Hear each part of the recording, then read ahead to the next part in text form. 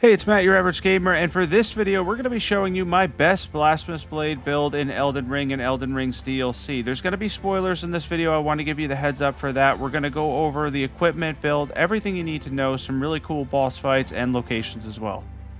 And of course, the focus will be on the Blasphemous Blade and its Ash of War Taker's Flames, which is going to help you. If you're ever having a hard time in Elden Ring or Elden Ring's DLC, the Blasphemous Blade could be the answer for you. Honestly, it's so good. It makes the game a lot easier, and if you're having a tough time, it's the perfect weapon for you.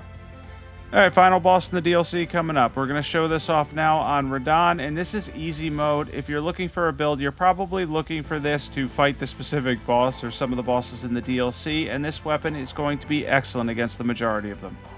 So with the build and setup, you could hit 51 poise with the endurance I have. I'm going to show my rune level 150 stats later, the buffing order, and locations for talismans and tiers, but for me, for this fight specifically, I prefer a light equipment load as it makes it significantly easier to dodge.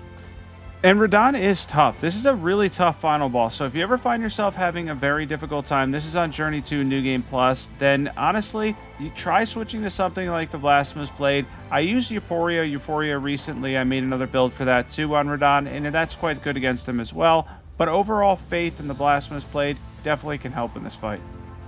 Always roll into that move, by the way. It's the easiest way to dodge it, and you can easily end up with a Ash of War hit right afterwards. Now, I want to mention something about the Blasphemous Blade. It was nerfed a little while back in terms of knockback and such, but it got a buff because it got another talisman that you could use in DLC. We'll talk about that when we go over equipment, and honestly, it's better than ever now.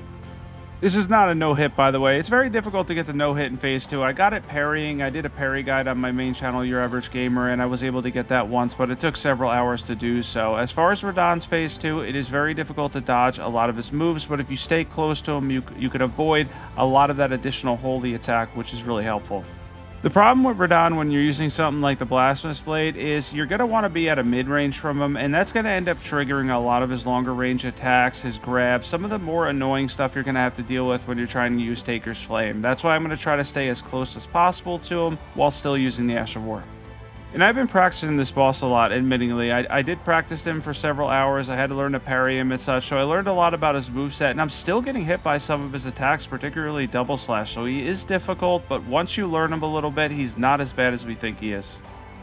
And by the way, the meteor attack, you're just going to go by the door and run away from him. You can actually jump twice. Sometimes he comes back down, but it's a little bit hit or miss. And then if you do miss it, he can end up landing right on top of you. I do get hit here finally. As far as the holy attack at the end, you're supposed to dodge once, delay, and then dodge again, roll towards him.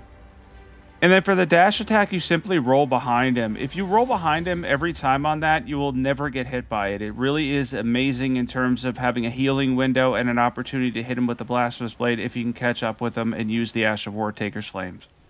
Alright, now we're going to go towards Radahn. You roll after he starts to roar for that one. He didn't hit me with the grab there. We're able to hit him again. He doesn't have a lot of HP left here, but he can be frustrating at the end because he tends to spam a lot of holy stuff on you, which is exactly what he does here. That move's difficult to dodge. And then, of course, we're going to dodge here to the left twice, 2 rolls.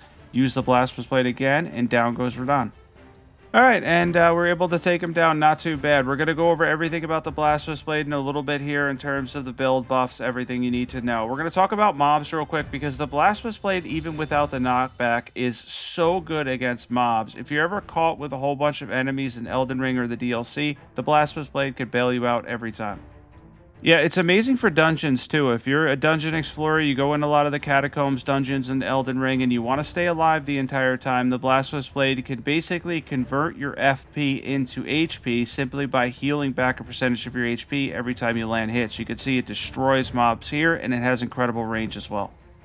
And yeah, if you're not sold on the Blasphemous Blade, I don't even know what to say about it because honestly, it's one of the best weapons, if not the best weapon in the entire game. So I know it can be a little bit too easy for some players, but if you're ever stuck, don't be afraid to use this. It's just like using shield poke if you have to. You can always go back and relearn a boss at a different time.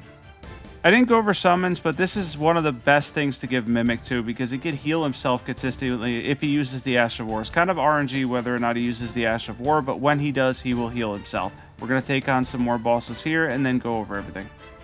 So you may notice in the DLC, I'm using Flame Grant Me Strength over Hellish Rebury. There's a reason for that. It's because I don't want to take an increase in damage in the DLC. The DLC is difficult enough. Hellish Rebury is not really worth the extra 5% and 10 seconds more to take the additional damage.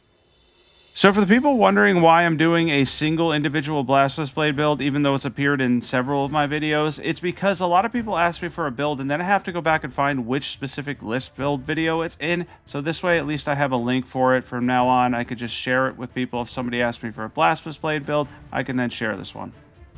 And yeah, a lot of people ask me for a Blasphemous Blade build specifically, and then I'm always looking to find what recent list that it appeared in. Now, my main channel is mostly list videos, so it's a little bit difficult. Everything is timestamped and labeled in them, though. But as far as this, I'm probably going to do a couple of the more popular weapons, and then a couple weapons that I have never covered before on this channel, individual builds for those too. And of course, I'm going to keep the trend of showing you where to find things too. And on a random note, in a couple of weeks when Black Myth Wukong comes out, I'm not sure what channel I'm going to cover it on. Could be this channel, could be my other channel. I haven't decided yet. I'm going to see how much I like it first. I'm hoping it turns out good. It does look like a really good, challenging RPG, or Souls-Light, they're calling it. Hey, after this DLC, Souls-Light sounds really good. As you can see here, we continue to use the Ash of War. That's the best part about the Blasphemous Blade. However, if you are at max level or really high levels, the charge attack damage, if you have 99 strength and 99 faith, is absolutely insane. So give that a try too. That's if you have the levels for it. I don't recommend farming till max level because it's going to take you forever. But for the people that are already at max level, let's jump into equipment. We have the Blasphemous Blade plus 10. We have the Erdtree seal. You can hit 51 poise with this endurance. Shard of Alexander, Fire Scorpion Charm, Ritual Sword Talisman, Talisman of the Dread, Flame tier, and then we have the Faith tier as well. Let's jump into stats for this one.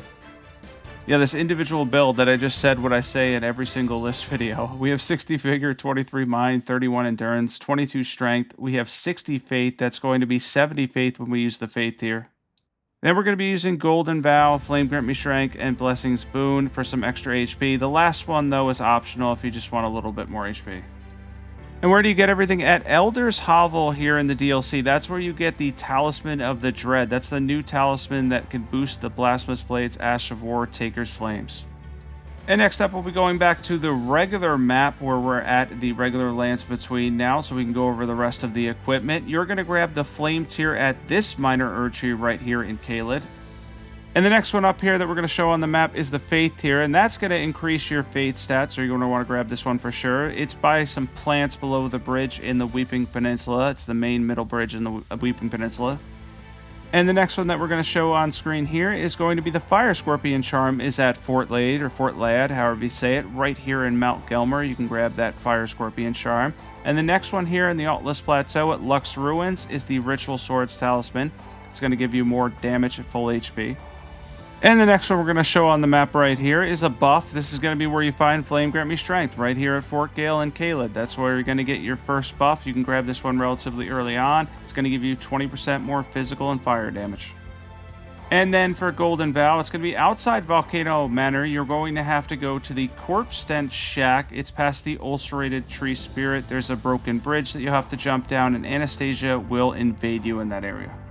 And the Blasphemous Blade, of course, is at Volcano Manor. The boss you have to face Rykard and get his remembrance. Thanks for watching this video. I hope everybody enjoyed this one. This was a really fun one to do, honestly, because I love the Blasphemous Blade. Be sure to sub if you're not subbed yet and you want to see more individual builds.